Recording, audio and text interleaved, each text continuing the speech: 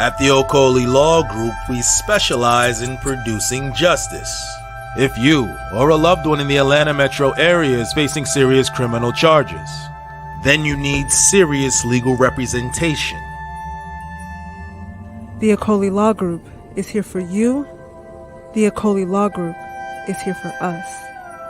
The Okoli Law Group, serious legal representation. Navigating through this spiritual journey is challenging. Healers need healers, trainers need trainers, and leaders need leaders too. If you're looking for a space that offers Reiki healing, emotional mastery, chakra healing, and even one-on-one spiritual consultation, visit us at todayswellness.com. Get all your spiritual needs met and just have someone you can actually talk to. Because whatever it is that you are seeking is also within you.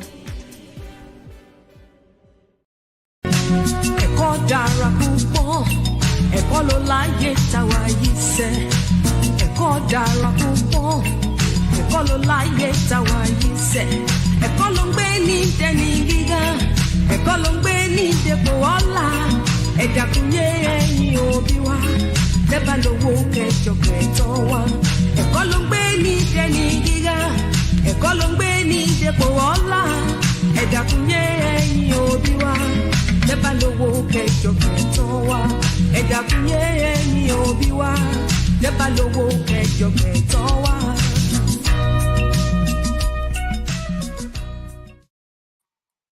Peace, fam. We are live again. Dynasty Mirror Search for Huru. Thank you all. Thank you so much for joining. Do me a favor. Please hit that like button again. Please hit that like button. Also, make sure you share and make sure you subscribe. I would greatly appreciate it. Got a couple of announcements before we get started.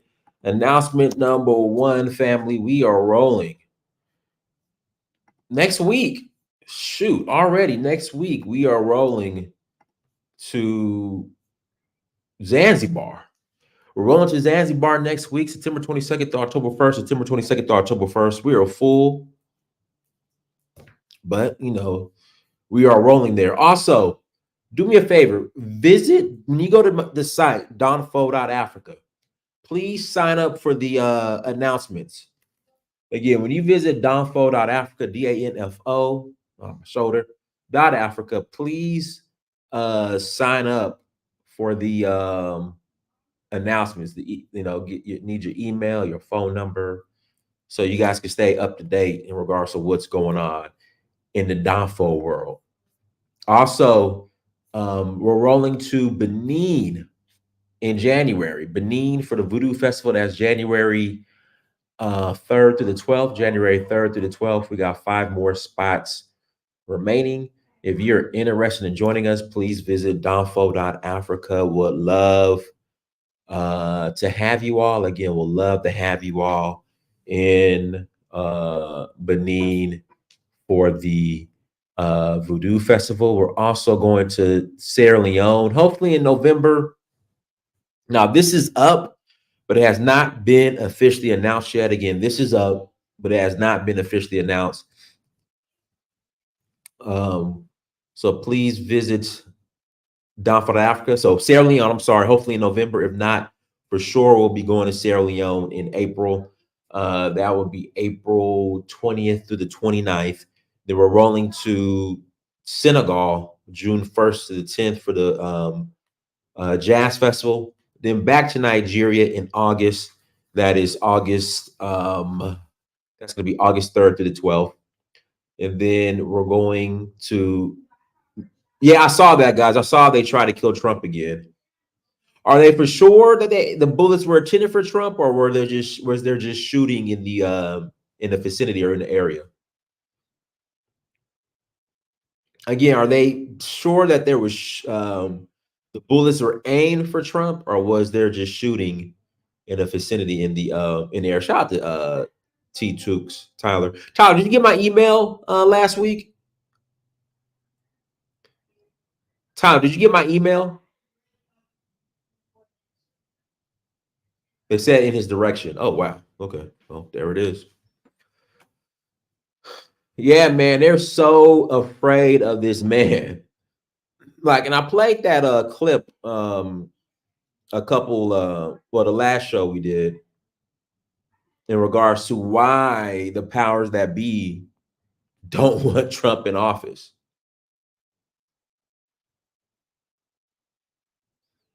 But some people predicted that they're you know, they were gonna try to assassinate him again, but you know, we'll see. The details will come out soon, and we'll find out what's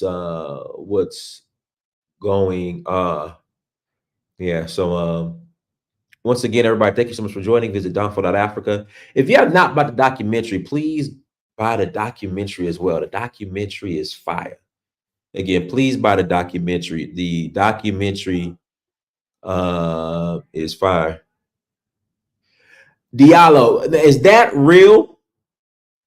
Because I want to, it would be more believable as far as this affidavit if the individual, that ABC staffer who signed that affidavit, if she would actually come out on camera. So is that real? Like, I got to see a little bit more.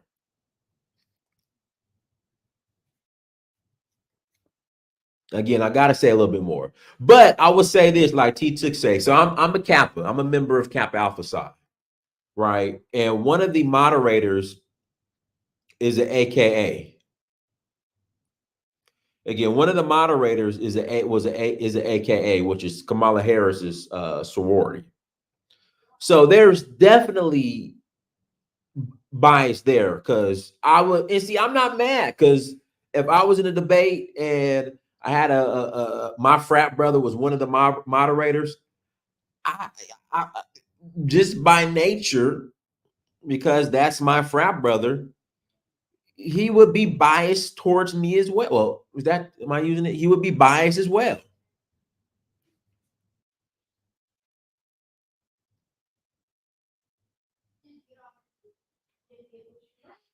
So by nature, because of who Kamala Harris is and what she's running for, her being an AKA, her SOAR being a moderator, by nature, there's going to be some bias there. And once I found out she was an AKA, then it made sense, because when I watched the actual debate itself, I'm like, man, this is biased as hell. Anybody that watched that saw that it was biased. But then when it came out that her sorority sister was one of the moderators, I said, okay, it makes all the sense in the world now. It makes all the sense in the world now. So guys, do me a favor, please hit that like button. Also make sure you share, make sure you subscribe. I'll be putting the link in the chat room here in about 30 minutes. First, we're going to speak on, if you guys remember, earlier this year, there was a coup attempt.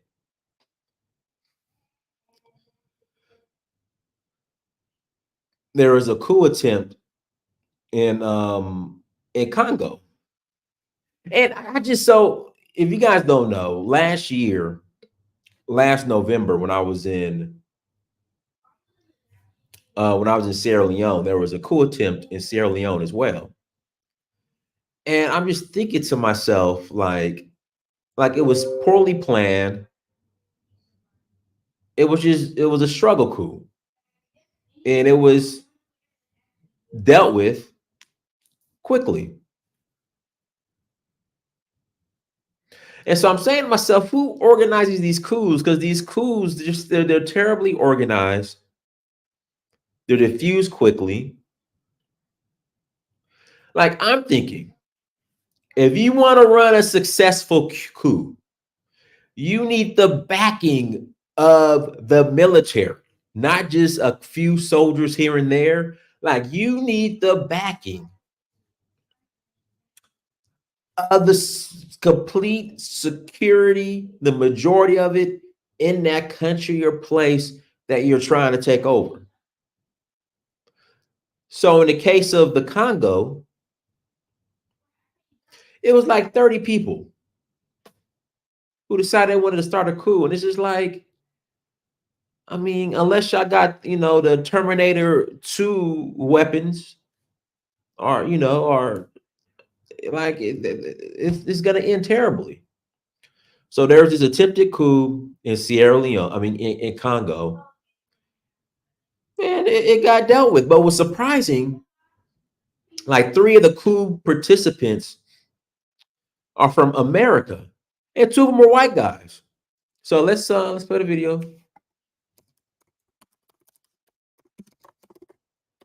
So they got sentenced to death.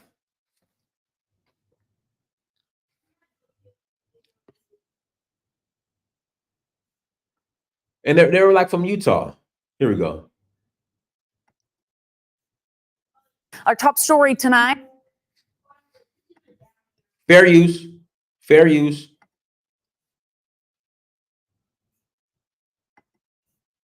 A military court in Congo is sentencing 2 men from Utah and 35 others to death on charges accusing them of their involvement in a coup attempt. They put 14 people on trial, which started back in June. That includes Tyler Thompson from Salt Lake County. 6 people died during the attempt that Christian Malanga led in May that targeted the presidential palace and a close ally of the president. Malanga was shot and killed soon after live streaming the attack on his social media. Earlier this year, Congo reinstated the death penalty. The defendants do have the chance to appeal. We did reach out to Utah Senator Mitt Romney's office today. A spokesperson responded saying this: "This is an extremely difficult and frightening situation for the families involved. Our office has consistently engaged with the State Department and will continue to do so." Of course, this is a quickly evolving. It's like they're trying to make the coup plotters. It's like they're trying to make the coup plotters the victims. Like they're trying to make them the victims. A frightening situation for the families involved. Yeah, of course. They had no business being in the Congo trying to start a coup.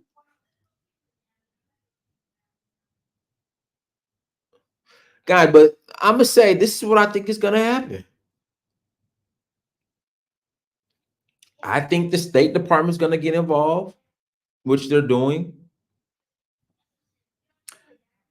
And I think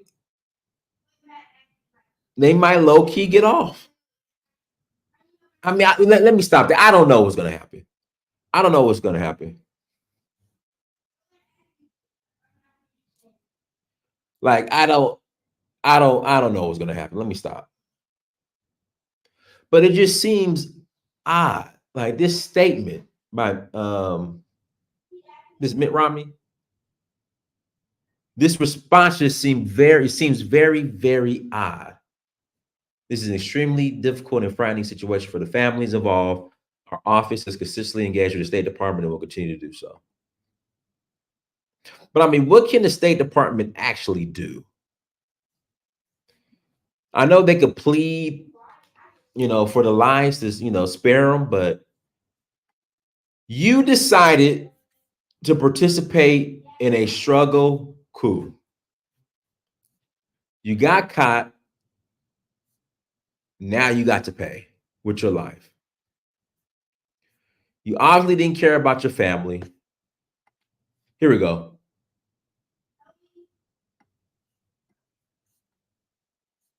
You obviously didn't care about your family, because if you did, you wouldn't participate in no struggle coup in the Congo. Like, how much do these mercenaries you think get paid? Like, is it worth the money?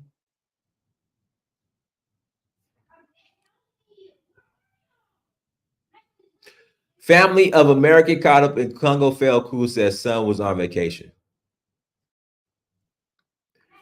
Hold on, we gotta play this. We gotta play this.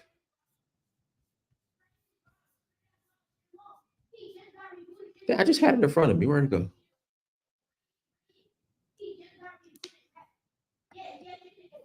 We begin with the. Oh, this is crazy. Oh, Cry Me a River. Cry Me a River. Story you'll only see on 2 News tonight. Two Utah moms say they are terrified for their sons as they're in police custody in the Congo. The Congolese government says the Utah men were arrested after a failed attack on the presidential palace, but the mothers say their boy is completely innocent. Oh, It is our top story tonight on 2 News at 6. I'm Heidi Hatch. And I'm Mark Gabel. Tyler Thompson's parents say their son was completely unaware of any plot against the presidential palace, and they can only hope the State Department can help bring him home. 2 News' Paul Nelson spoke to these moms and joins us live from West Jordan. So, Paul, what are they saying? Well, they're telling us that Thompson wasn't even intending on going to the Democratic Republic of Congo. They say he was actually touring other African nations with a friend. And they say that friend also had no idea what was going to happen in the DRC.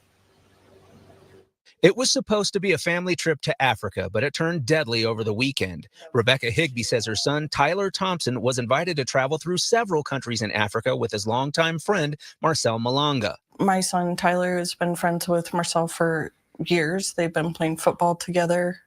And every summer, Marcel would go see his dad, just like any divorced couple. He would go spend summers with his dad in Africa. Marcel is the son of Christian Malonga, the man killed in a shootout after an alleged attack on the Congolese presidential palace. Higbee says Malonga was shot in front of her son and Marcel. Since then, they've been trying to get any information about Thompson. They've been searching online, and the images they've seen have them frightened. We just see images, and every time we see an image, man, my son listen. seems more. Your so-called best friend talked you into joining a struggle coup. Ain't that some shit?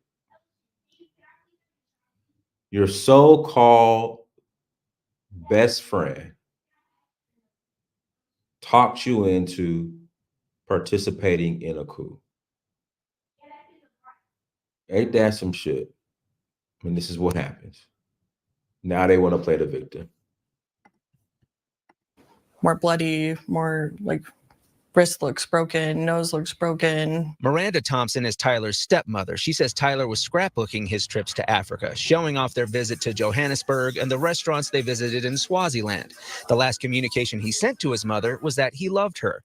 But since Sunday, no direct information at all. We don't know where he is. We don't know what he's doing, what he's going through.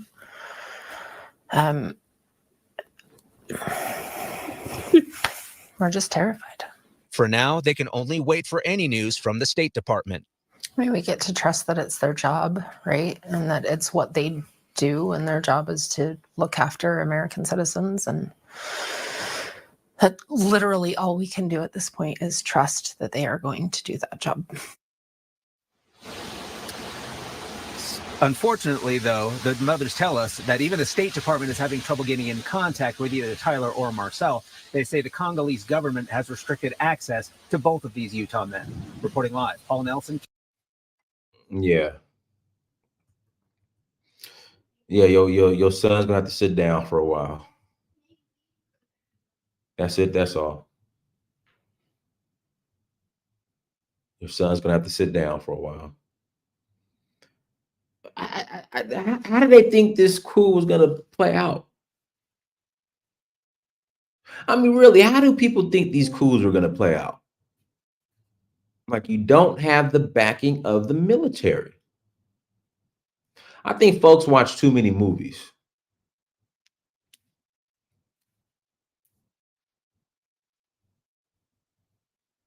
Again, I think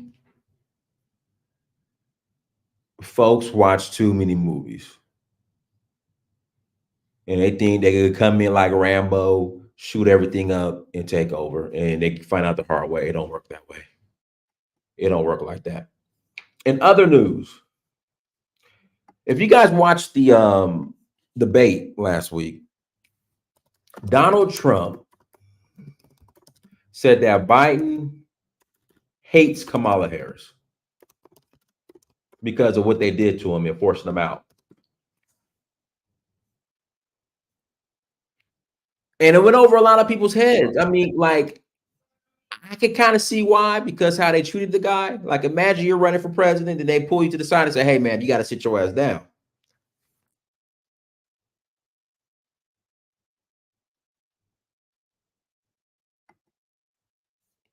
and like, hey, you got to sit your ass down. You know, we putting Kamala in. And I'm sure Biden was pissed, and his family and his wife. And Trump said that Biden hates Kamala. And a lot of folks who says, you know what, Trump just running his mouth. See, guys, this is the thing. I know Trump sometimes talks out the side of his mouth. Well, let me say this. I know a lot of people don't agree with Trump's delivery. I know a lot of people don't agree with Trump's delivery. But if you listen and just research what he says, a lot of what he says, you'd be like, he has a point. So Trump said that Biden hates Kamala Harris because of what they did to him, to Biden. This is what he said. Hold on. Let me just say about world leaders. Viktor Orban, one of the most respected men, they call him a strong man. He's a tough person, smart. Prime Minister of Hungary. They said, why is the whole world blowing up? 3 years ago, it wasn't. Why is it blowing up? He said, because you need Trump back as president. They were afraid of him. China was afraid, and I don't like to use the word afraid, but I'm just quoting him. China was afraid of him. North Korea was afraid of him. Look at what's going on with North Korea, by the way. He said Russia was afraid of him. I ended the Nord Stream 2 pipeline, and Biden put it back on day one, but he ended the XL pipeline. The XL pipeline in our country, he ended that. But he let the Russians build a pipeline going all over Europe and heading into Germany, the biggest pipeline in the world. Look, Viktor Orban said it. He said the most respected, most feared person is Donald Trump. We had no problems when Trump was president. But when this weak, pathetic man that you saw at a debate just a few months ago, that if he weren't in that debate, he'd be running instead of her. She got no votes. He got 14 million votes. What you did, you talk about a threat to democracy. He got 14 million votes and they threw him out of office. And you know what? I'll give you a little secret. He hates her. He can't stand her. But he got 14 million votes. They threw him out. She got 0 votes. And when she ran, she was the first one to leave because she failed. And now she's running. I don't understand it, but I'm okay with it because your time is I think up. we're going to do very well. We've got a lot more to get to. Turning now Yes. to the Respond, Mr. President. Let me just say about All right, so that was last week. That was last week. People thought he was crazy, talking out the side of his mouth.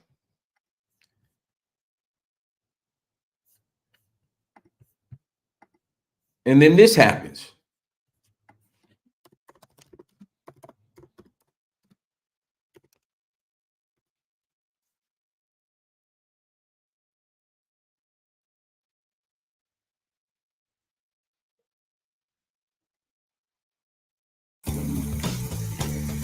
Maya knows how quality care can bring out a smile. I'll give you my presidential hat. Presidential seal on it. You going to autograph it?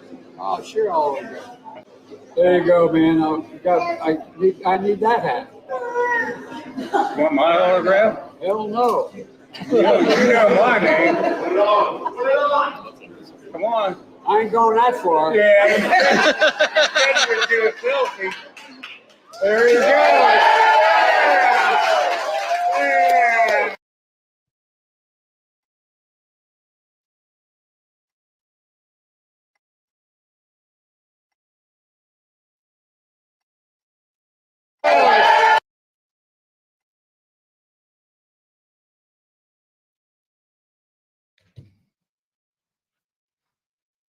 Yo, you're more than I'll put the link in the chat room. You're more than welcome to call in and explain this. This ain't AI. This is real.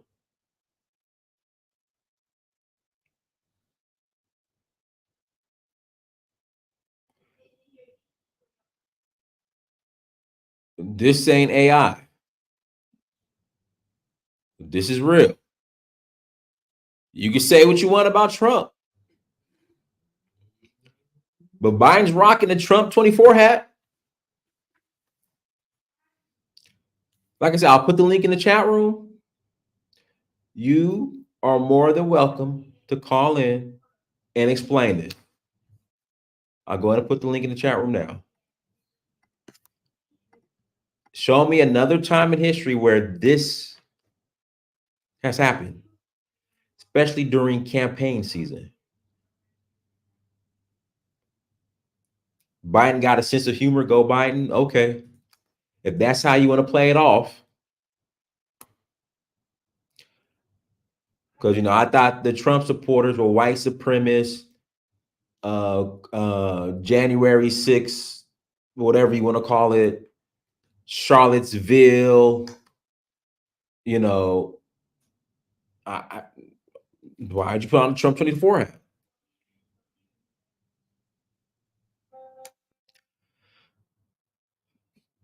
And again, show me another time during campaign season where this happens. Give me an example. Links in the chat room. Show me. Just show me.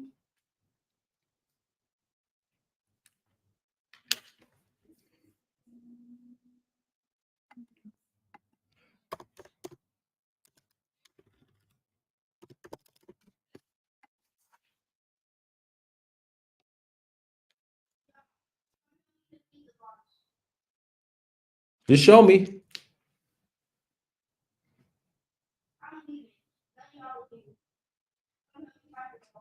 And people are they're in you know, people are saying this is showing unity. Okay, all right.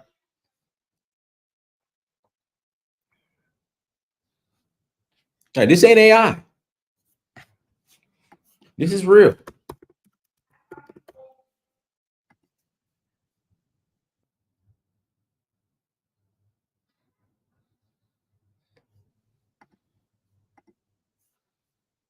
Somebody said play it over. Okay, I'll play it over. I'll give you my presidential hat. Presidential seal on it. You going to autograph it?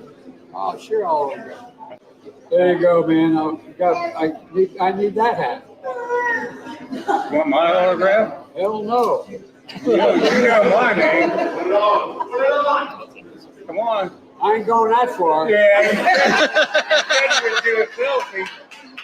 There you go.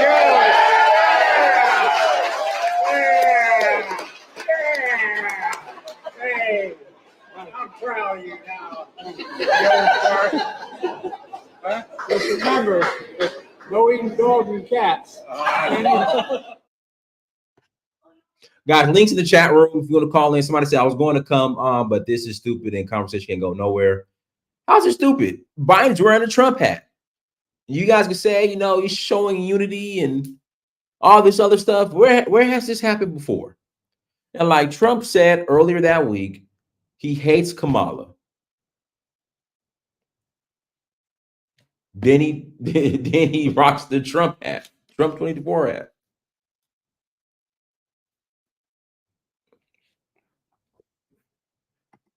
Go ahead, Jay. Unmute yourself, Jay. You got him. Go ahead. Go ahead, Jay. Jay, we can't hear you. Jay, we can't hear you. Okay. Guys, when you call in, have your devices together. Don't be calling in on your Obama phones. Again, don't call in on your Obama phones. Make sure you got data. Make sure you got minutes. Because I want to hear your guys' opinions, but don't be calling on your Obama phones and you know, you driving around with the top down, you know, wind blowing, you know.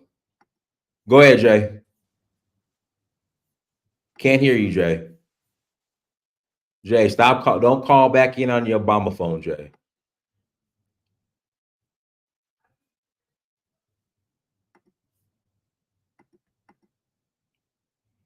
Don't call back in on your Obama phone. Make sure you guys got all your devices and all that situated before you call in.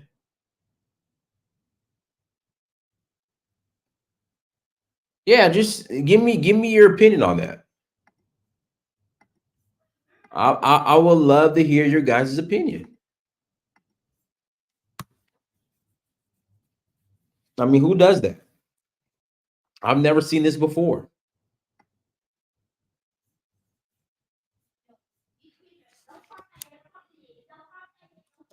Yeah, just call in and let me hear your thoughts on that.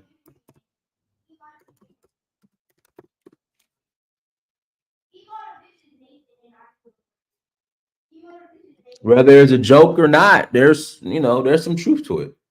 It got to a point where your boy Charlamagne the God called him Donkey of the Day.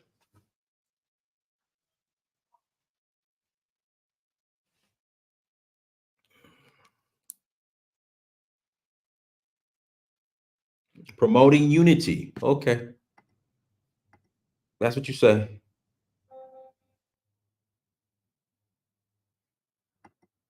Promoting unity, if that's what you say. I don't believe it. What do you don't believe?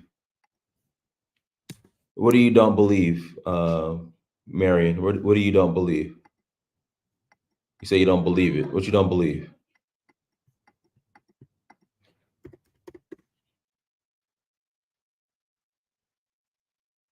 I got here's a live press conference after the shooting. If you guys don't know, they tried to assassinate Trump again, allegedly.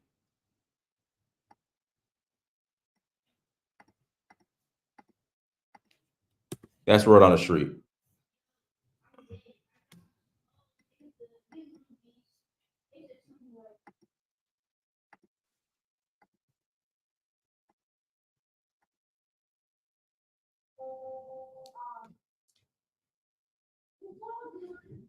Yeah, Biden's team kicked him out. He doesn't care anymore.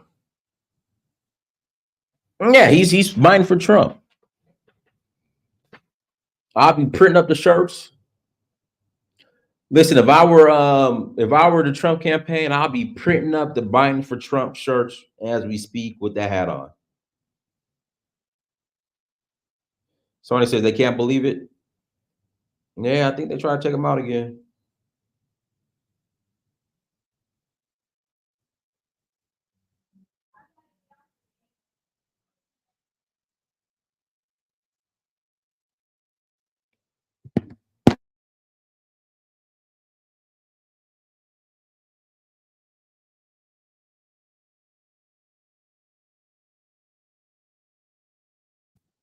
Okay, so Marion, what I'll do, I'll play the video of.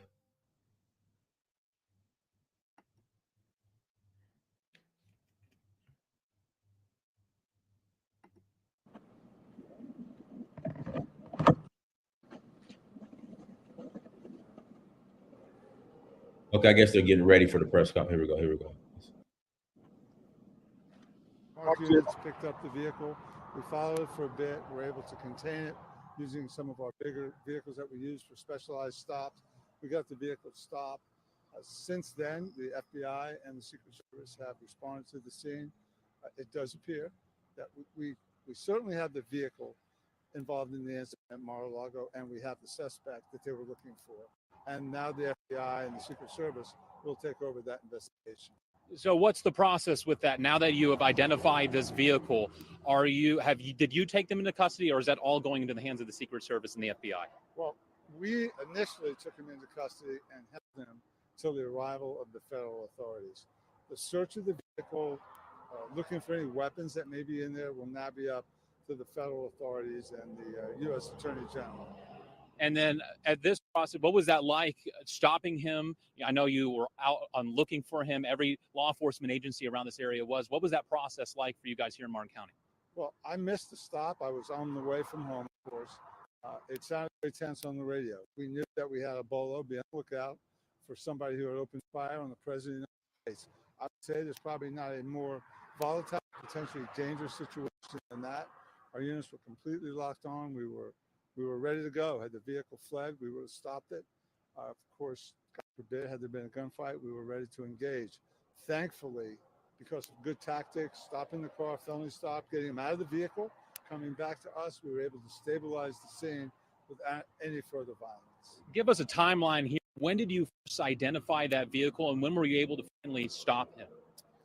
It was just right after 2 o'clock this afternoon, following the bolo, the be on the lookout that we received from south of us, that our road units picked the vehicle up And then we waited a while. We didn't stop him right away. We didn't want a high-speed chase.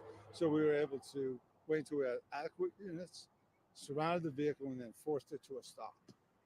I know this is a fluid situation, but did the suspect put up any fight, or did he stop once he realized there was multiple vehicles there following him? We did not give him an opportunity to put up a fight. So we had him contained, forced off the road, taken out at gunpoint, pulled back in what we call a felony stop, and he was safely taken into custody. And as you said, you believe this may be the suspect and the vehicle involved in the incident down in Mar-a-Lago. I know it's still a very fluid situation here. This is the vehicle, and this is the suspect, and he is in custody. So is he in the custody right now at the Martin County Jail, or is he taken somewhere else because of the involvement down in Mar-a-Lago? He is currently in custody by the Martin County Sheriff's Office, my agency, but as soon as the FBI Secret Service are ready, we'll transfer his custody over to them. Final question for you here. Obviously, a fluid situation out there on I-95. It's going to be shut down, I would imagine, still for a while. What's the process out there, and what's your warning for drivers headed around this area? Yeah, if you're northbound on I-95 and you're approaching Palm City, we're right here in Palm City, Florida, get off and go to the turnpike.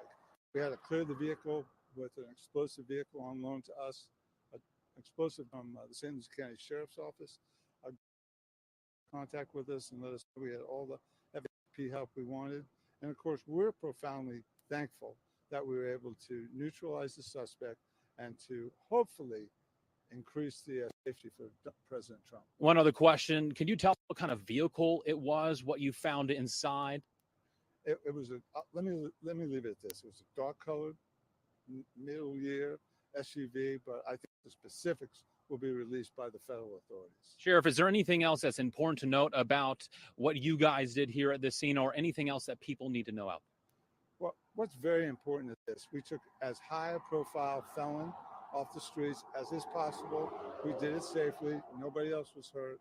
And I'm thankful to the men and women of the Martin County Sheriff's Office who put their lives really at significant risk. They had no idea what they were encountering. I mean, think about it. They're stopping a car. The bolo is for a suspect who had just fired at the President of the United States with a tactical rifle. It does not get scarier than that. Sheriff, thank you very much. We'll keep you updated here. Coming back to me, as Sheriff William Snyder just said, they believe this is the suspect involved, and it is the car involved as well. Obviously, still a very fluid situation here in Martin County. We'll keep you updated. Back to you.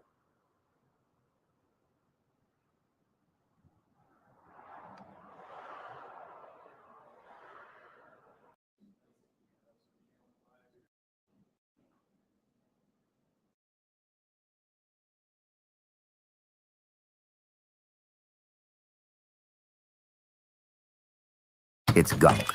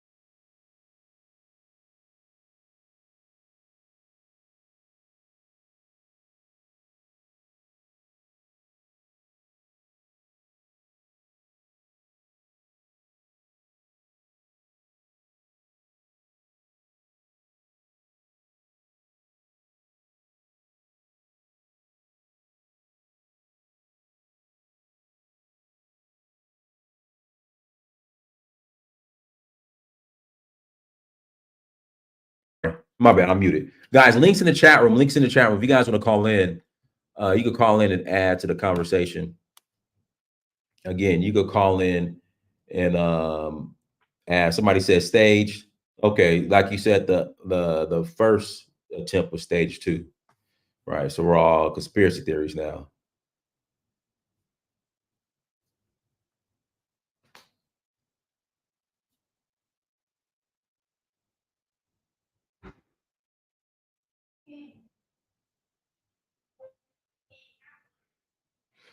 Well, let's here we go. Let's see what he's Pennsylvania. And so, let me cut you off here, Ken. I'm sorry to cut you off, but we do have them stepping up to the podium right now. And before we get to it, I do want to put up this tweet right now from Aisha Hosni saying the FBI is now investigating what appears to be an attempted assassination of the former president. They are stepping up to the podium right now, but this is a big news as Fox News reporter saying the FBI responded to West Palm Beach, Florida, and is investigating what appears to be an attempted assassination of the former president, as, of course, the former president is safe after the initial reports were gunshots in his vicinity. Stepping to the podium, hopefully right now, Palm Beach County Sheriff and much other, maybe Secret Service on hand for this, but they're not at the podium as of yet. But this is a big developing news story, FBI investigating this incident as an attempted assassination of the former president. Nearly 2 months since, more than 2 months since what happened in Butler, Pennsylvania. Ken, I'm going to bring you back in because we're still waiting for this press conference a little bit, but there's some new information right now. And let's just hang with it, Ken. They're stepping to the podium. Let's listen in to this update from Florida law enforcement right here on Live Now from Fox.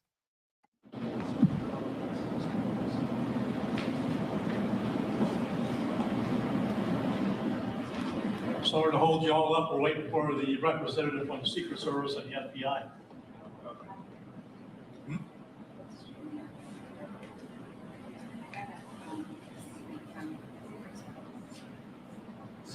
Yeah, I saw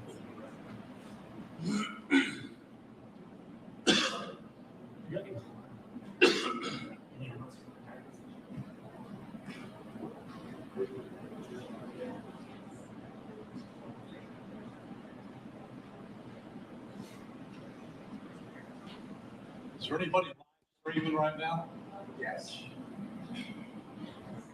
All right. As you can see, they're waiting on law enforcement, Secret Service agents to step up.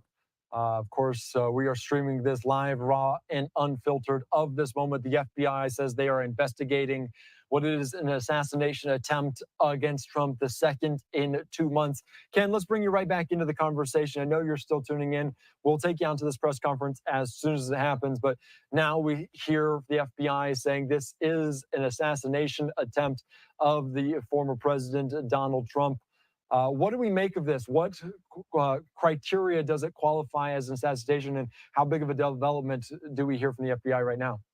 So, Andy, if there was if the word is true that there was a Secret Service agent that may have exchanged rounds with this person, then the FBI would be investigating that, whether it was an attempt on the president or not.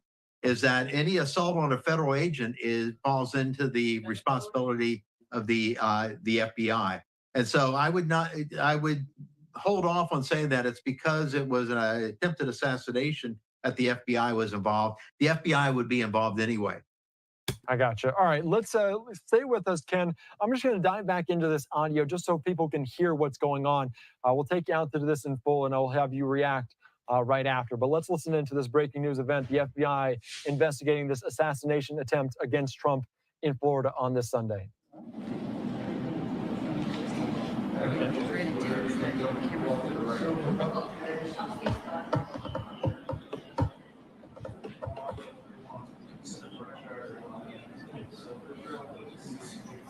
What's up, Jay?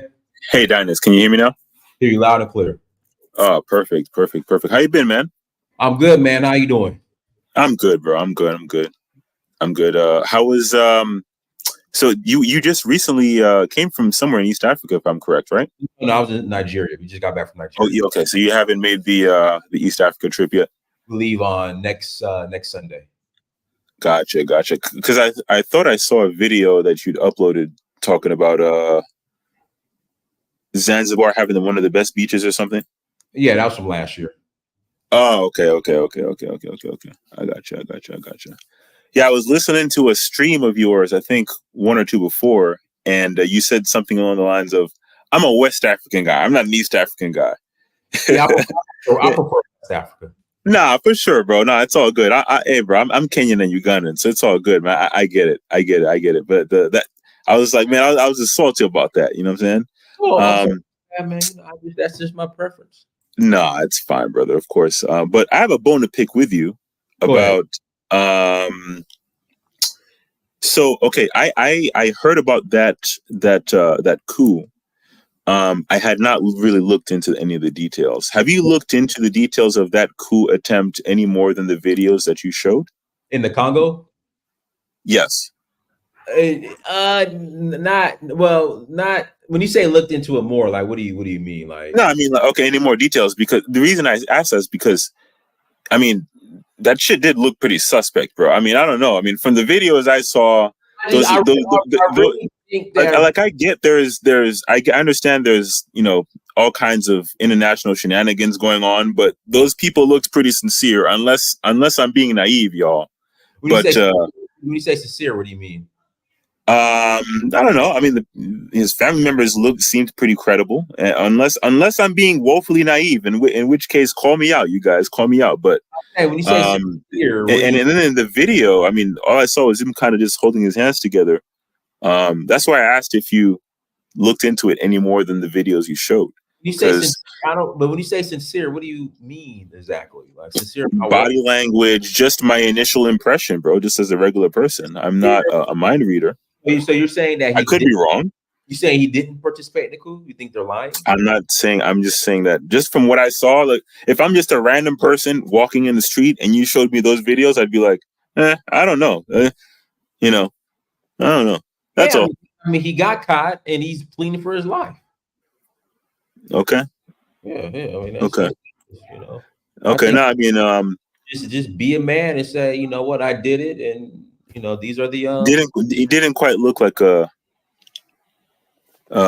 African somebody that's going to put their life on the line for a what are they supposed to Congo overthrow. What are they supposed to look like?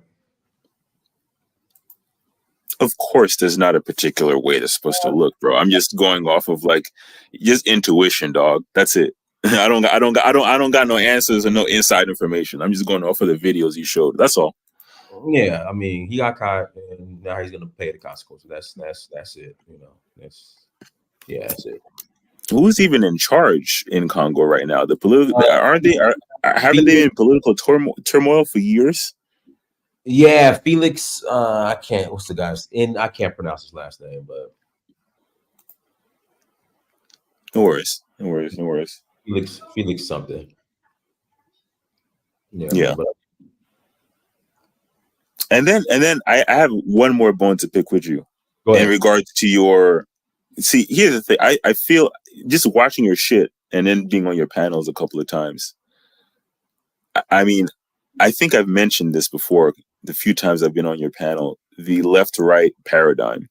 Mm-hmm. So this whole Republican versus Democrat thing, which when you talk about American politics, it seems just from the outside looking in, it seems as though you look at it like it's genuinely, if we'd get some good, moderate, left-leaning people there, then actually not even left or right, because those are terms that are so polarized. So I don't even want to categorize you as what, I don't even know what your politics are. But just from when you talk about American politics, it seems like you put stock into it's like it's a normal system. I'm thinking of the term here. I'm trying to think of a term here, like a functioning system. I'm neither a Republican or a Democrat. I'm just voting for Trump. If Trump was actually, that's what it is. Actually, okay, here it is. I feel as though you're intelligent enough to see that Trump is just, what usually when you hear the term two sides of the same coin. Mm-hmm. I'm sorry. How can you not see this? I mean, he's hold on a second. He was red meat to the conservatives the way Obama was red meat to the liberals when we were all tired of George Bush. Like I was, I'm in my late 30s, right? So we were all tired of George Bush. Obama came along with the hope and change, and we're gonna have transparency in government and all this shit. And what did he do? He continued all the same bullshit that Bush was doing on all the big money stuff. Yeah, we had quarrels over social issues. One of the big money stuff, he continued this shit. And then when Trump came along, all the people that were turned off by liberalism and left-leaning shit, they all went leaning towards Trump. And What swamp did Trump drain? Huh? For all those guys that were wait and see guys. So the point is, bro, I'm not criticizing you directly. I mean, I'm just kind of poking the bear a little bit, but the larger point is just that regardless, if you put stock into this American political system, it doesn't matter. The conspiracy theorists are right. Now, not all of the conspiracy are correct, but they are right in one regard. That the left and the right mainstream. I want to play a video for you. And this guy, go for it, brother. Go for it. In fact, before you know what, let me do this. Let's get back to this news conference. I'm gonna play a video for it. And the guy breaks it down. To this, Ken, thanks so much. Let's listen in to what they have to say here as they're investigating this assassination attempt. Let's listen in. Have everything. All right. So when we get done, think about your questions because we're not going to take a lot, and keep them to the information that you heard. Don't get into what ifs and because of this, we're not going to go there. All right. So keep that in mind. And we'll be good. So here we go. All right, 1:30 this afternoon.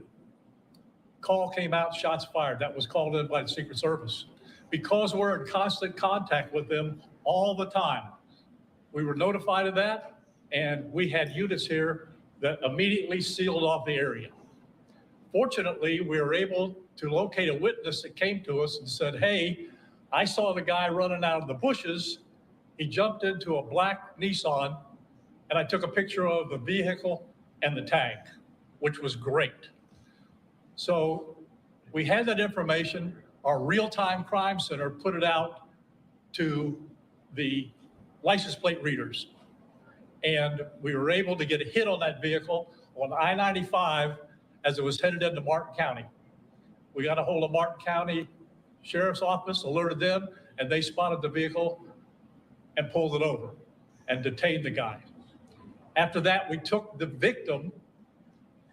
witness that witnessed the incident, flew him up there, and he identified as the person that he saw running out of the bushes and jumped into the car. Now, in the bushes where this guy was is an AK-47 style rifle with a scope, 2 backpacks which were hung on the fence that had ceramic tile in them, and a GoPro, which he was going to take pictures of. So those are being processed right now. The Secret Service agent that was on the course did a fantastic job.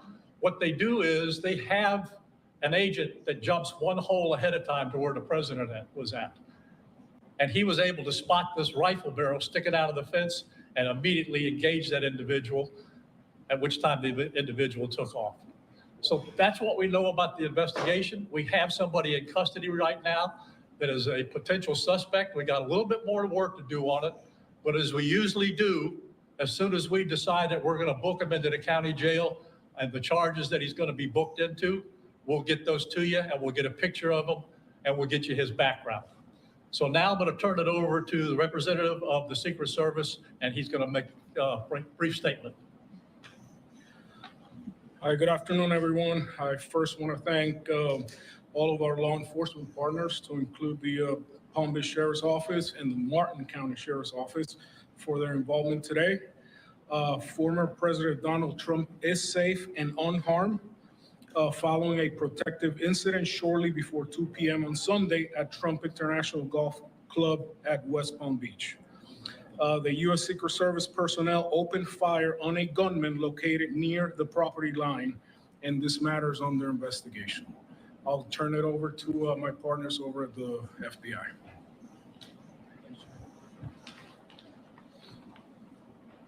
Good afternoon, everyone. My name is Jeffrey Veltri. I'm the special agent in charge of the FBI's Miami field office. The FBI has assumed the role as the lead federal law enforcement agency in the investigation of the incident that occurred earlier today at Trump International Golf Course here in West Palm Beach, Florida. We've deployed a number of resources, including the investigative teams, crisis response team members, bomb technicians, and evidence response team members as well. What we need right now is for the public to avoid the area around the golf course. We will continue to support this investigation with the full resources of the FBI, alongside our partners with the United States Secret Service and the Palm Beach Sheriff's Office, as well as Martin County Sheriff's Office and state and local law enforcement. I would ask that if anyone has any information that may assist with this investigation, to contact our tip line at 1-800-CALL-FBI or at tips, that's TIPS .fbi.gov. Thank you. Hi, I'm Dave Ehrenberg, State Attorney for Palm Beach County. I want to thank Sheriff Bradshaw and our partners at the local, state, and federal levels. I'm here because our prosecutors are currently working up warrants and a motion for pretrial detention for the suspect. In that way, he will be kept in custody. But our filing of these warrants and charges at the state level does not preclude federal charges that could be coming. But in the meantime, it looks like the warrants and the pretrial detention motion will happen first. And again, I want to thank the cooperation we've had with our federal partners and at the local level. And thank you all for being here today. Okay, we're going to make these pictures available to you. It'll show you a picture of the backpack and the rifle. And there's also a GoPro on the fence there where he was intent on filming what was going on. Even though we're going to have to secure a couple of areas around the golf course here, the public doesn't need to panic. We know that we got a post office, a library, and a school down the street. So we'll make it convenient for you to get to all the places you need to go, get your kids to school, get them over here to the post office or wherever else you need to go. It's safe. There's no more danger here, and we'll make it very convenient for you. So having said that, we're going to take a very limited amount of questions, and you can direct them to who you want to answer the question. Sure. Did this individual make any statements as he was being detained? No statement right now as far as his involvement in the incident, and there's further investigation to be completed. What was his demeanor like? Yeah, I'm not sure if the Secret Service gentleman answered. I misunderstood, or I couldn't quite understand. So there was a rifle. So one of your agents saw on the golf course saw one pointing to a fence. Was it a chain link? Okay, so he saw that, the agent. That is correct. Yes. And the president or the former president was on the course behind him. How close? It was 1 or 2 holes behind. 100%. That because the bubble moves through the golf course, so our agents will get there first, clear it. He noticed that the rifle was pointed out. Our agents engaged. We are not sure right now if the individual was able to take a shot at our agents, but for sure our agents were able to engage with the subject. I don't know that. Doesn't appear so. Is there more? Yep. How? How far away was the president? How far away was Donald Trump when this gentleman was caught and stopped? I got it. Okay. Probably between 300 and 500 yards, but with a rifle and a scope like that, that's not a long distance. For the Secret Service, how far was your agent from the would-be assailant? That I'm not sure right now. We're still looking into that. Reports of the 4 rounds of ammunition were fired. Were all 4 of those from your agent? That is correct. 4 to 6. We're not sure yet. Was there a long distance? Explaining why? Yes. And Yes, ma'am. WPF 25, I was wondering what how this was able to happen, and for future reference, is there any security in the golf course? I didn't hear all that. Say that one more time and talk up a little bit. So how was this able to happen, and for future reference, is there any security in the golf course? Well, you got to understand the golf course is surrounded by shrubbery. So when somebody gets into the shrubbery, they're pretty much out of sight. All right. And at this level that he is at right now, he's not the sitting president. If he was, we would have had this entire golf course around it. But because he's not, the security is limited to the areas that the Secret Service deems possible. So I would imagine that the next time he comes to the golf course, there'll probably be a little bit more people around the perimeter.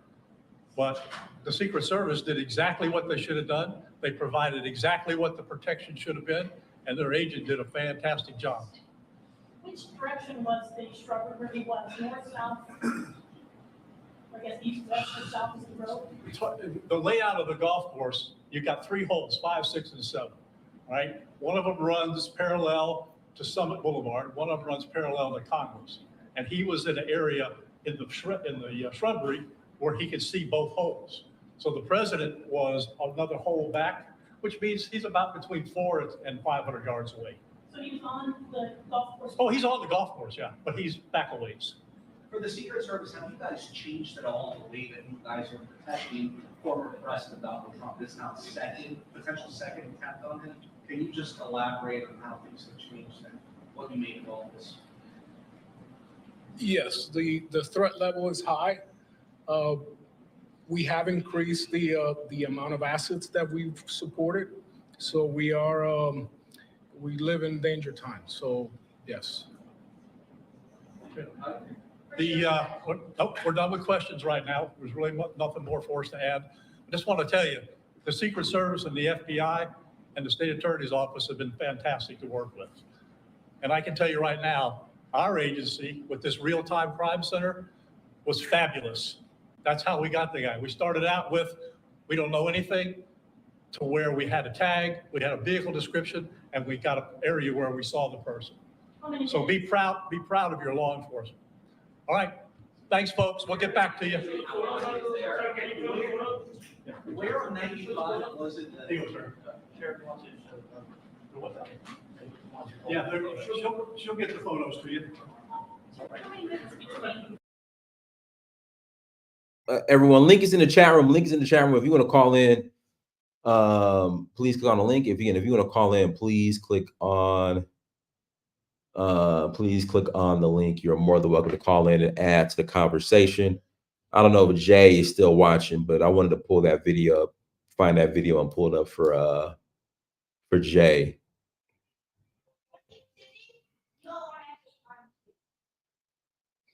So guys, link is in the chat room. Link is in the chat room. If you wanna call in and add to the convo, you're more than welcome to click on the link and add to the conversation. So, yeah. All right, Joe. Let me find this video for you. Give me a second. This guy, he breaks down basically the question you had and how you're trying to make a comparison. Well, I don't have a question. I had a criticism of what I perceive as your position. Yeah. So let me, because I played this on. But hold on, that was some crazy shit you just played. I mean, I muted it because I mean, bro, you get. Look, I don't know how old you are. I'm in my late 30s, man. But you get to a certain age where you've seen a bunch of these strange events, and it's like you just kind of tune them out. You know what I'm saying? Trump getting shot in the ear, okay, whatever. There's some sort of trick getting played because what is this shit, man? Some guy in the bushes. That's the only quote that I could take from this. What we just saw in the bushes. So what are you saying? It didn't happen? I don't know, man. It's all just very strange. That's all. Sometimes shit stinks and you can smell it. That's all. Okay. Well, that's what we know so far. I kind of tune out on conspiracy theories. Because it's a conspiracy theory until it happens to you, or you have a family or a loved one who's affected by it. So, Dinus, no. I mean, I think 99% of most conspiracy theorists, quote unquote, don't want anything crazy to happen to anyone. They just have questions about official narrative of events, I'm sorry. I mean, there's several instances where So do you think the first assassination attempt wasn't real? I'm sorry? The first assassination attempt? Yeah, you don't think it was real? I don't know. Do I think it's real? That's a very polarizing question. It just seems like I'll put it this way. It just seems like another thing in a long line of strange events. I'll put it that way. Okay. All right. Okay. All right. Go ahead. Mr. Sandman, go ahead. Yeah. So the first assassination attempt on Trump Trump said it himself, or if you recall, he said he thinks Iran was behind it. When we There was intel saying that Iran is behind it. So this is like a very unfortunate, because if you look at the axis of powers, and if you start connecting the dots, right? China and Russia get all of their oil from Iran, and Iran is apparently in a scuffle with Israel, and Israel is a ally with the United States. So if they can, find proof that Iran is interfering with American elections and trying to kill one of the American presidents, then that gives, the military rights to attack Iran. And if Iran gets attacked, then that'll have a huge impact on the economy of China and Russia, at which point they might be they might have to engage with the United States to support Iran if they getting their petrodollar from Iran. So yeah, I hope that ain't what's happening, but things are shaping out to not look very good. And Yeah, from the but world stage. I don't think there was any proof that Iran was actually involved. It was some You talking about what happened today or what happened a couple of weeks ago? A couple of weeks ago. Yeah, and okay. Yeah, I mean that's, dude. If Iran, I mean the Iranians don't want a war with the U.S. and if that happened, it's scorched earth. I mean everybody's going down because I don't think there's trust me, there's still a wing of war hawks in the defense industry and defense department from the early 2000s that would love to go to war with Iran. They would love to. They were stopped at Iraq and Afghanistan because the shit wasn't going good. But those war hawks are still there. They're in the Democratic Party too. You know about Lockheed Martin, right? And they're selling all their weapons. Of course, everybody does. What about them? Yeah, they're selling all their weapons to Ukraine. So they're selling like their old shit. So imagine they're selling what? They're selling their old weapons. Now weapons, imagine all of the undisclosed weapons that we don't know about that they just would love to deploy, like some shit that the world ain't never seen. So hey, don't think that, you know what I mean, America ain't high powered like that. You know what I'm saying? Like no one doubts American power, man. But I think you're a little bit. I mean, just to be honest with you, I think you sipping the Kool-Aid, dude. The U.S. is giving the Ukrainian weapons, and they're fighting Russia. Of course, they're not going to give them outdated weapons. They're going to give them the advanced shit so that they can test it on modern Russian, defenses and artillery. So. I mean, that's been documented. You just look at defense contracts and their stock prices. Don't listen to me, dude. Go look at their stock prices right now. Raytheon and all those countries. They've been up since the war began. Okay, when you say I'm sipping the Kool-Aid, what are you talking about? Wherever you heard that they're giving the Ukrainians old weapons, I mean, I'm sure that might be technically true in a very small instance. But yeah, there's no, I mean, how, okay, so they're giving the Ukrainians weapons from 2002 and the Russians are fighting with shit from 2003. That's not gonna happen. You know what I'm saying? Well, you're not like using logic, okay? So why would the United States give their very top-notch classified weapons to another country to fight with? They don't need to give him classified stuff, but you're saying they're giving him old weapons. Like you made it sound like they're giving him, the first generation M16 from the Vietnam era. No, I'm not making it sound like that at all. But the United States puts more money into their weapons defense system than all the countries combined. Of course. So yeah. So when 9/11 happened, rolled around, and Bush Jr. Put a lot of money into the infrastructure, into the weapon systems. Yeah, those are considered old, but they might be advanced to another country like Ukraine or even Russia or even China. But yeah, okay, that's fair, bro. But I've just seen just from the. Okay, all right. I mean, I don't even know why. It's really not even an issue to argue about. Not really. I think, yeah. Yeah, so like the M16s were swapped out for the military for the M4. So the United States have been using M16s for, almost a century now, but they switched over to new weapon systems about 10 years ago. So yeah, there's probably a stockpiles of M16s, millions of them that United States would probably just get rid of if they don't need them anymore. We have way more advanced weaponry. All right, let me pass the usual business. Go ahead. I'm gonna say this much. Jay is more on the money than Sandman is, because the reality is this, right? The U.S. is sending some of their best material over there to Ukraine. He is correct when he's saying they are sending them over there to test them out on the Russians. That's why they're sending them there for, right? If you're going to have a proxy war, because this is not an actual world war, right? Proxy, which means we're doing it in secret, right? So they send these materials, like their missiles. They send their updated guns, not the not the was it the M16 back from whatever 1960s warfare. No, they're sending their best stuff because like the U.S. is trying, right? I'm saying the word main word, trying to exhaust the Russian army like they did in the last time when they had the first war with them, necessary, right? We outsplit, the US didn't beat Russia in a man-to-man fight. It was able to outspend them to the point that their economy collapsed. That's when Stalin came in and all this thing. This is information that you can look this up. You never beat them. Never in this world has you beat them, right? But as it stands to right now, the US is going to lose that battle because Russia is being backed up by China. China is the world's economical engine right now. So you're fighting an uphill battle just by that alone.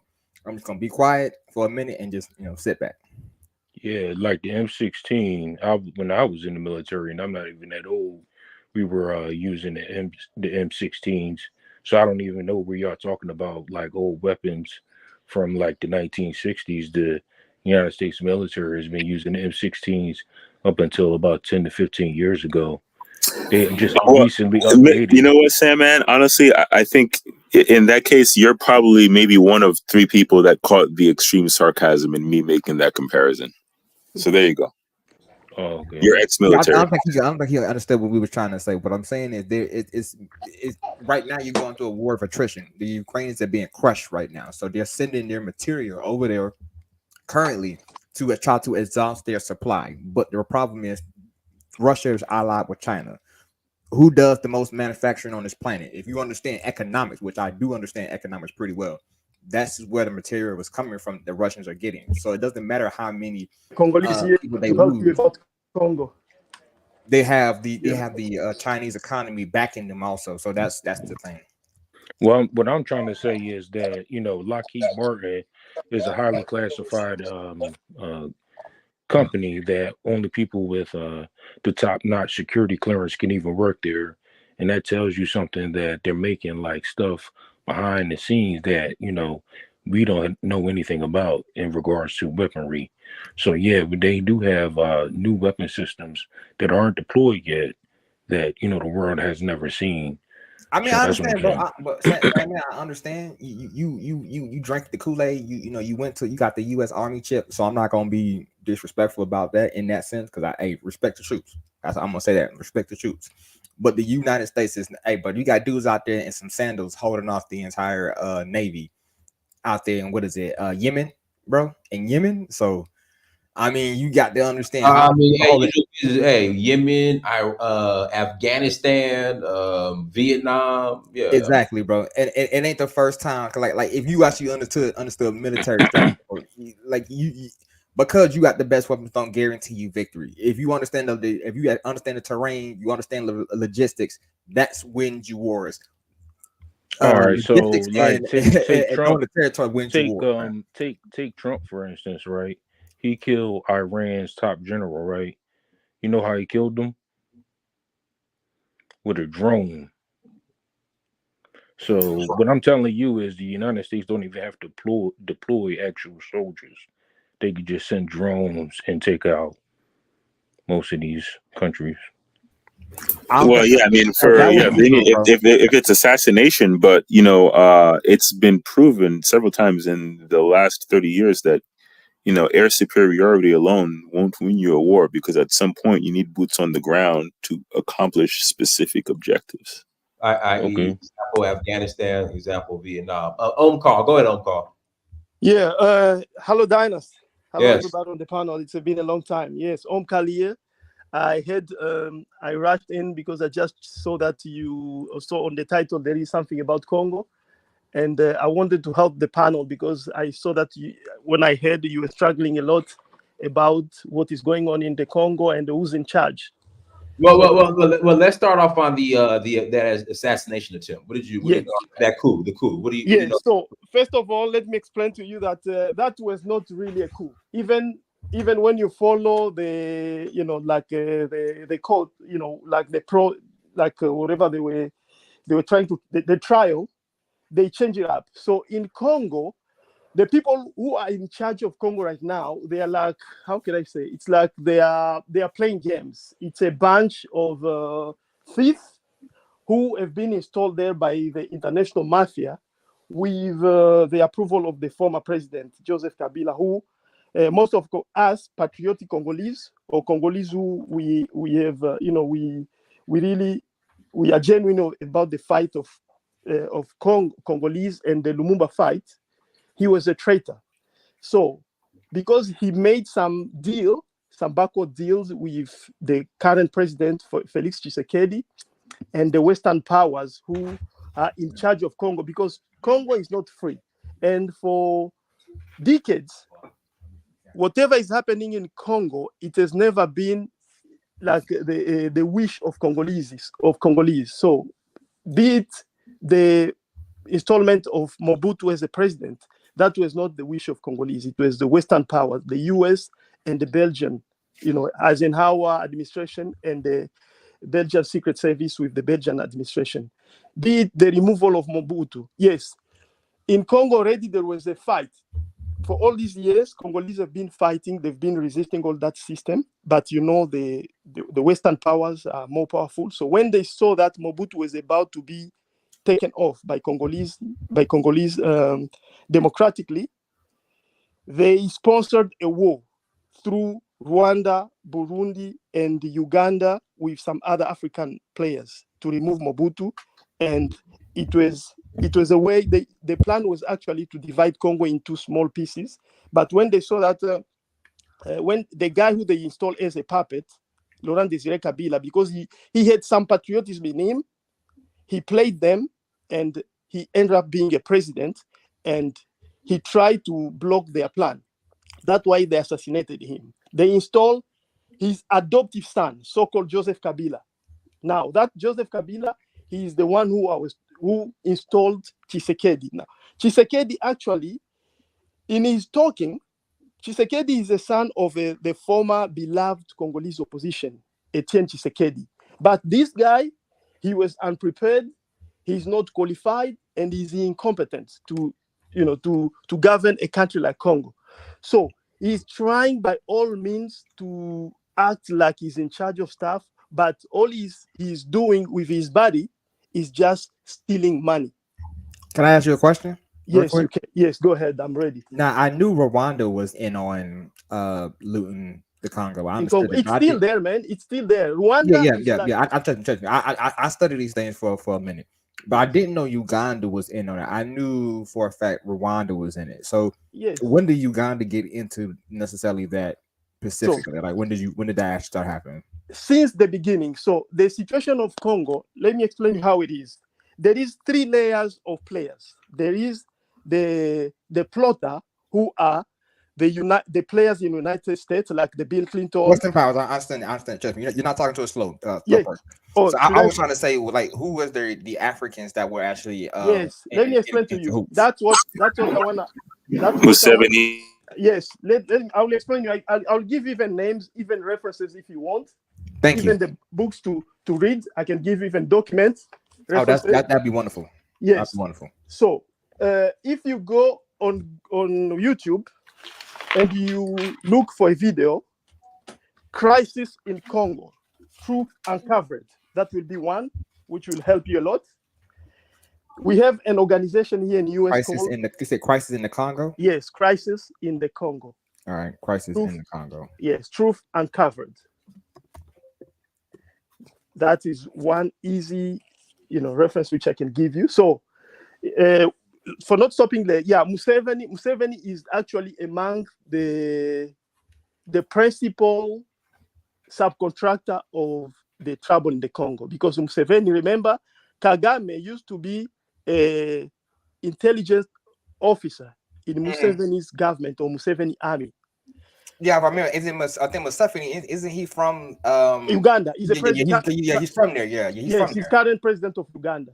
Yeah, exactly. Yeah. So Museveni was actually the one who put Kagame, in that. It's like a deal. So Kagame was a second in command, but right now, with the way how this CIA, agent plays, now in that region, Kagame have come to topple Museveni somehow, because Kagame is a beloved, and because of the plan which they have. So this guy, Felix Tshisekedi, he got in power through the deal with Museveni, Kagame, and Joseph Kabila. But because politically, because you have to know this, politics sometimes it's like a theater, especially in African countries. You can have two buddies whom they know one another behind the closed door, but in public, they will act like they are arch enemies. Of course. Yes. So political theater, bro. Political theater. Yes. So I do have one more last question for you then, because go ahead. When I looked into the situation, I think because I was wondering, because I was hearing what is the Uganda saying they had got $10 trillion worth of gold that they had found. And I'm like, Uganda, like I go to Uganda on a routine basis. So I know that country. I know Tanzania like the back of my hand. Yes. Those two places I know about the back of my hand. I know for a fact, are my countries as well. Yeah. Yeah, I know for a fact, like Uganda doesn't have gold like that. Gold mines. They have oil, but they don't have gold. So I was even that oil, I'll explain to you. Even that. No. I think I was understanding when I think when you told me they was going into the Congo, I was like, that's where they're getting that 15 tons of gold. Yes. It's coming from. I think it's coming from the Congo. Yes, that's how it is. Even that oil. Let me explain. Even that oil. The oil comes from Lac Albert. Okay, and when you go to the maps, or if you know the geography of that region, I know it. Yeah, that Lac Albert is between Congo and Uganda.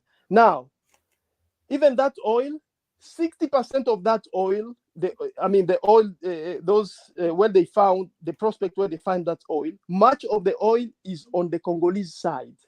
Ooh. Than Ugandan side. Now, what they are trying to do, this is their deal.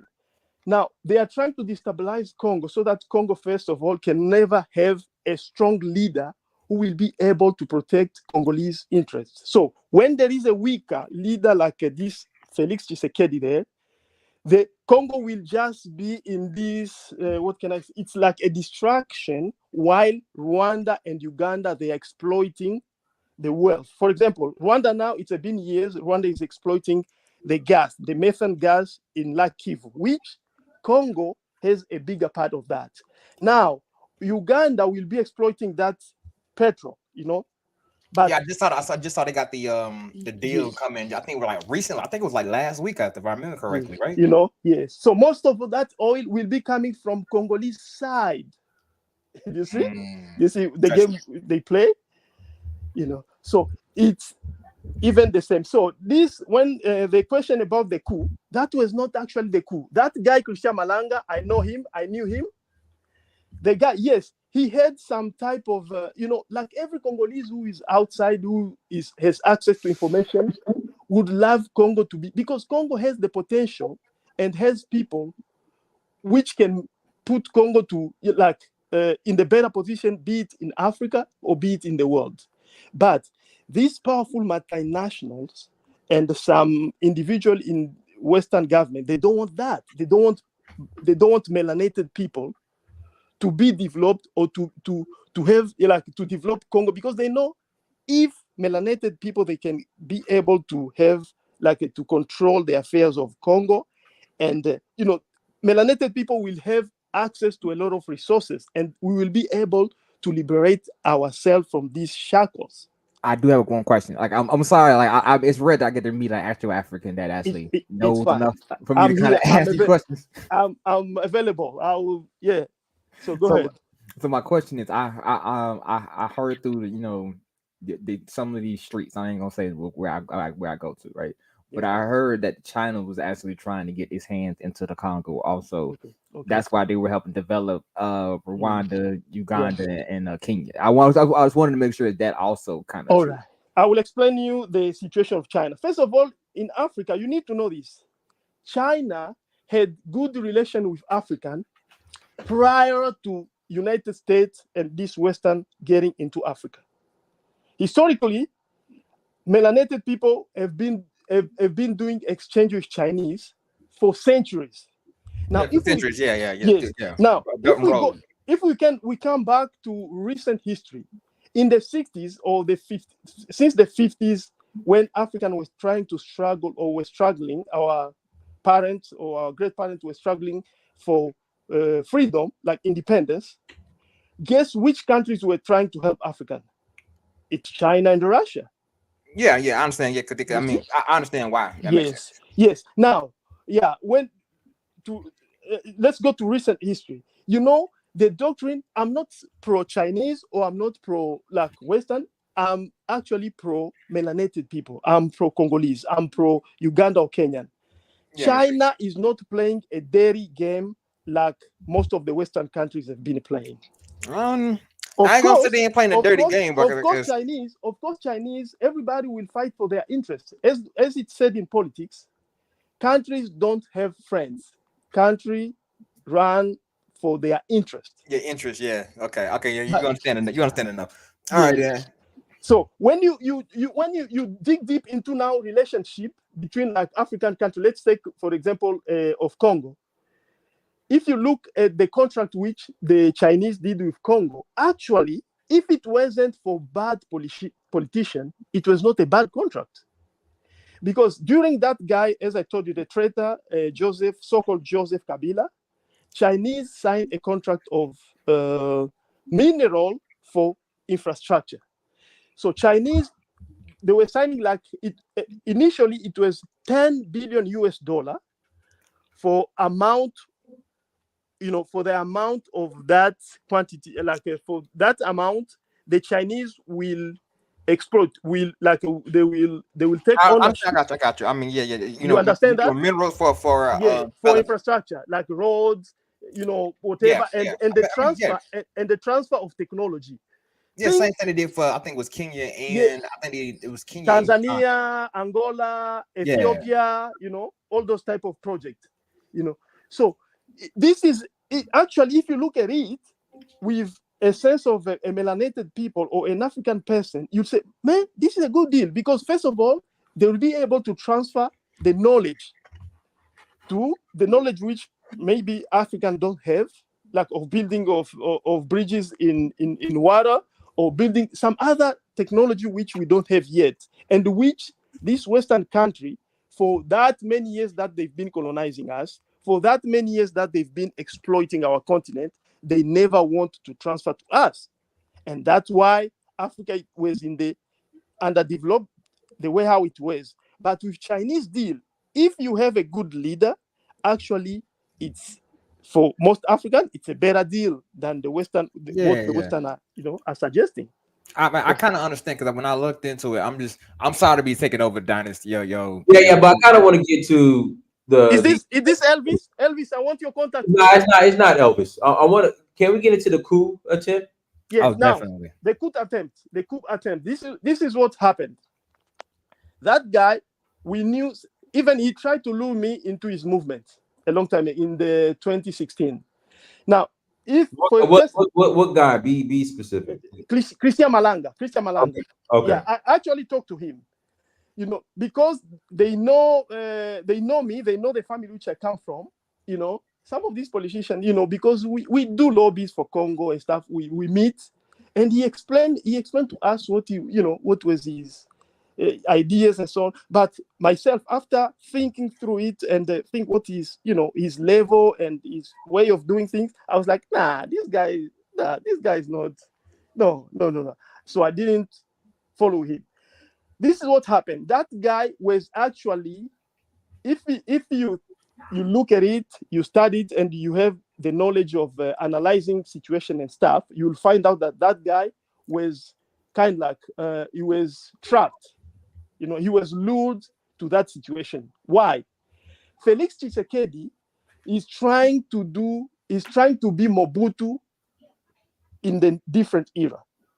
He's trying to establish himself as a authoritarian, or as what can I say, as unchallenged leader of the Congo.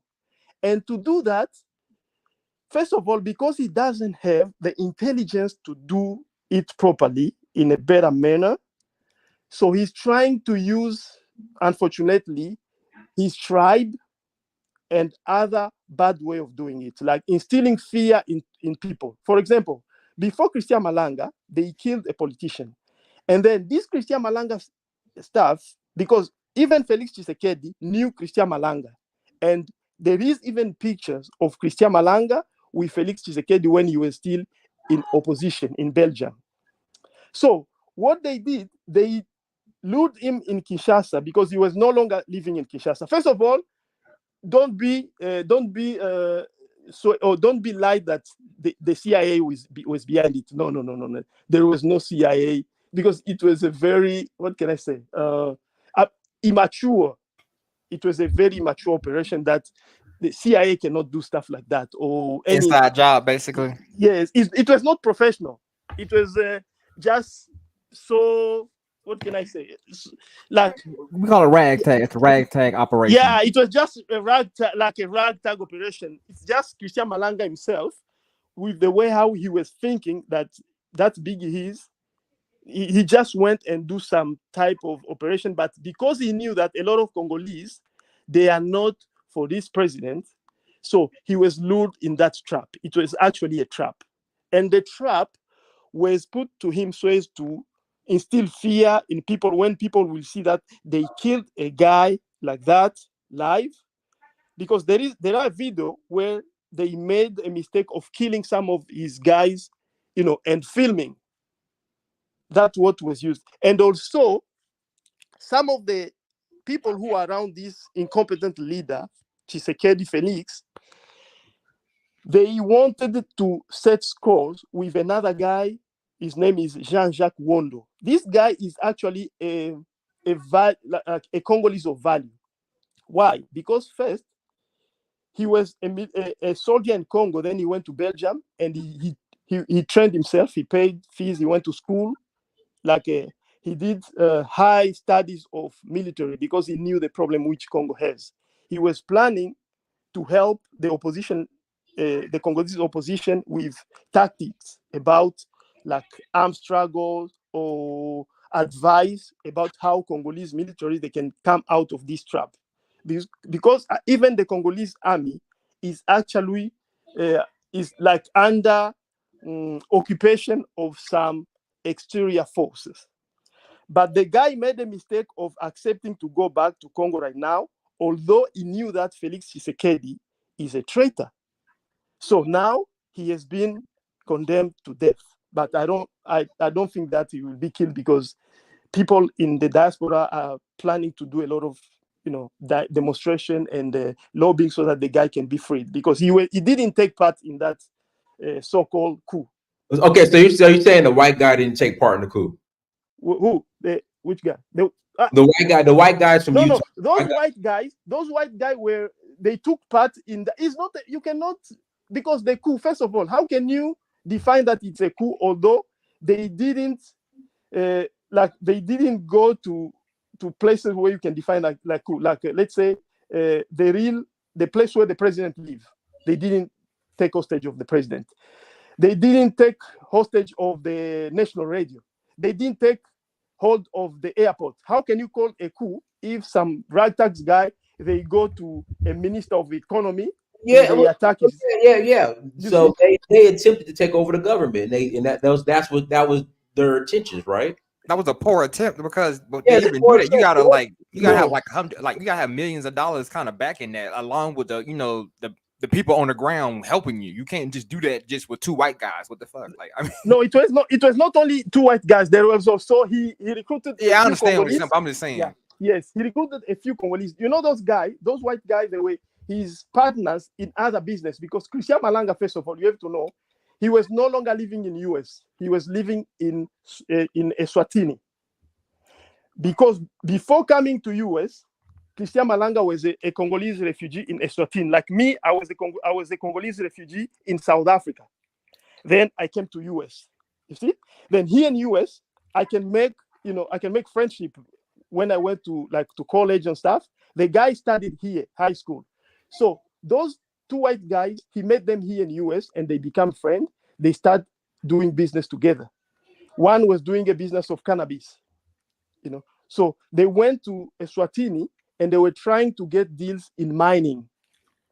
That's how I believe he lured them, because he had that, what can I say? He had that kind of a revolutionary character to him, but not really a true one.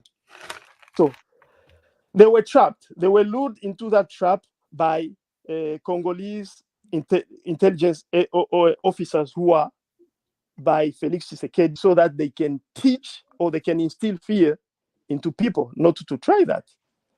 But it was not a real coup. I'm telling you, it wasn't a coup. It was just a mistake. They were trying, because how can you? They're playing revolutionary. I understood because for me, I've studied how the U.S. does actual coups. That it's an uprising first. They put a couple $1 million, a couple $100 million, on to some certain people.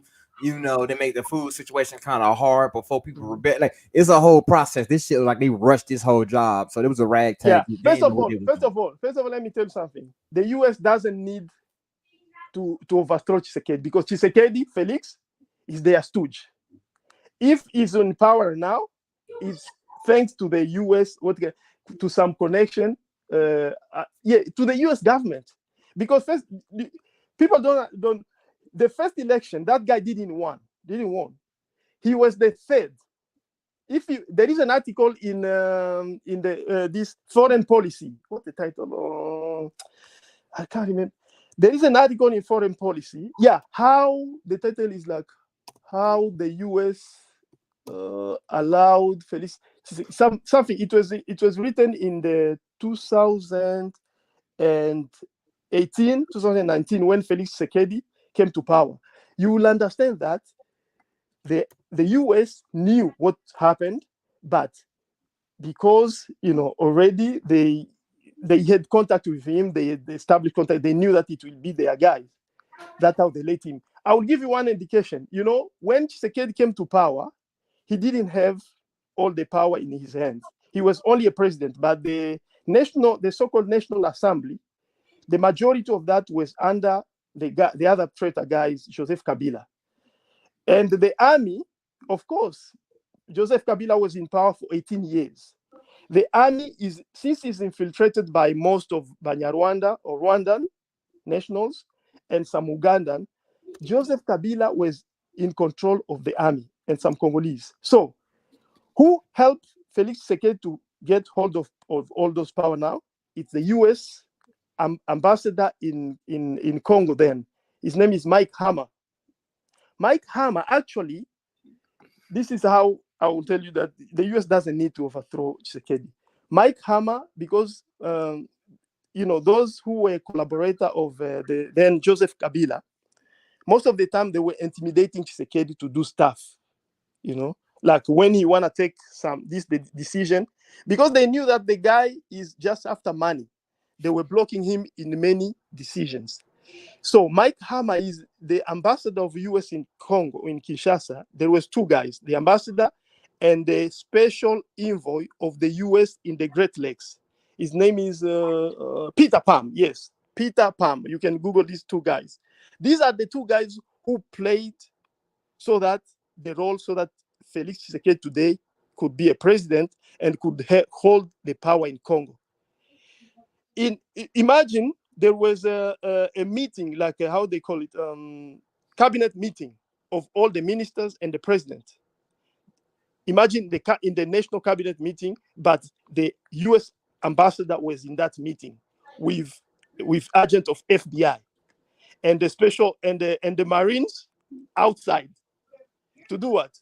He went there and intimidated those Kabila guys, Kabila's minister, and he told them, guys, like he gave them instructions. This time you need to leave Felix Tshisekedi all the power, and whoever is gonna try to block him again, we're gonna deal with him. Does people know that after the election of 2018, there was U.S. special force who were deployed in Africa, in Brazzaville, ready to intervene in Congo? I mean, from my understanding, they've always had a president. The Yes. United States Army have always had a president in Africa. Just like I mean, they just swap people out because, from my understanding, they can't really stay in the Congo because they're white, basically. But yeah, from my understanding, they've been had boots on the ground. It's just that they couldn't really do too much over there. No, they had soldiers in Congo, actually, in Kinshasa. Oh yeah, but no, what I'm saying is, from my understanding, I know, correct me if I'm wrong, most white people can't live in Africa, like especially in the the heart of Africa, right? Because sicknesses and different that the environment just don't agree with them. So I think so. They may have had like a proxy. That's not true. That's not true. There is a lot of white people in Central Africa, man. Really? Yes, there is. I ain't never been. What do you think? Let me give you one example. Even going back, what do you think during colonization, who were the administrator of the Congo, who were doing business in the Congo? They were Belgian, American. Actually, Congo, this is what people... Yeah, but... Even American. This is what people don't understand about Congo. Actually, if you dig deep, for a Congolese like me who is informed, who has studied Congo and studied, I have enough level of geopolitical and history understanding. Congo was actually a colony of the United States. I'll give you the why am I saying that? The creation of Congo. Let me explain you. Do you know how Congo became to be created? It was under the Congo is the country. When they put all of our kingdom now together to create the country Congo. It's they use the guy called. You can read this. What's that book? Yes, you can read this in the book called Congo History, from Leopold to Joseph Kabila. History. What's the name of the book? Because I don't understand. This is the name. The name of the book is From Leopold to Joseph Kabila, the history of the people. From Leopold, yes, something like that. Let me see if I can. Yeah, something like it's written by Professor George Zongola Ntalaja. Okay. I'm gonna definitely need to get that name. If you can also just throw his name in the chat. Yes. I don't know. These African names are really difficult for me. I'm on the phone, but I'll do my best to go on the computer and put all these details and some referral that my people can read so that to know what actually is going on in the Congo. Okay, appreciate that. Harry Morton Stanley was an American journalist of British origin. And he went to the Congo with an American flag, not a British flag or a Belgian flag, when he did his expedition in 1780. This is the guy who went there and so-called explored the Congo, but he went there to study the Congo as a secret service, He was sent there by a British, what is it? It's like British society, which was there, then big on the project of colonization. When he went back now, he presented the result of his finding to the British Crown or the British Kingdom, but then the British were full of they were already in Southern Africa. They were some part of Western Africa. They had so many colonies. They were spending money, so they were like, we don't want to take this. That's when now this guy went to King Leopold, and I'll tell you why he went to King Leopold. Because actually, most of the rulers of Europe, especially traditional rulers, like the kings, the queens of Europe, they are actually from same family, the House of Combo, or the House of Combo. Yeah, I know most of the royalty is connected. Yeah, they are from Germany. They are original from Germany. Hey guys, listen, I have to take my son. I got to run him to his mom's house. Now, you guys can continue. I'll be back in like 45 minutes, or we can end the stream. Yes. All right. All right. Then. I probably I know I'm gonna stay on for another 20 minutes. I got some stuff to kind of watch real quick. But this information is actually pretty good, man. I'm actually gonna go back over this, like this Leopold to I forgot whatever guy's name. Yes, from Leopold to Kabila. You know, but come on, man. You know I can't spell these African names. So from Leopold is Leo. Kabila is Kabila.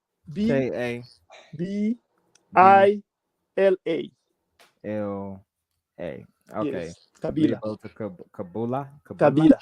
Yeah. Okay. Yes. Yeah. The history of the people. That's a nice book which you learn a lot. And there is also where is it? Yeah, guys, we gotta close out. Everyone, okay, thank you so much for joining. Another book. Now, Okay, if you want to understand what is going in the whole region, look for a book called "In Praise of Blood." And say it again. In Praise of Blood.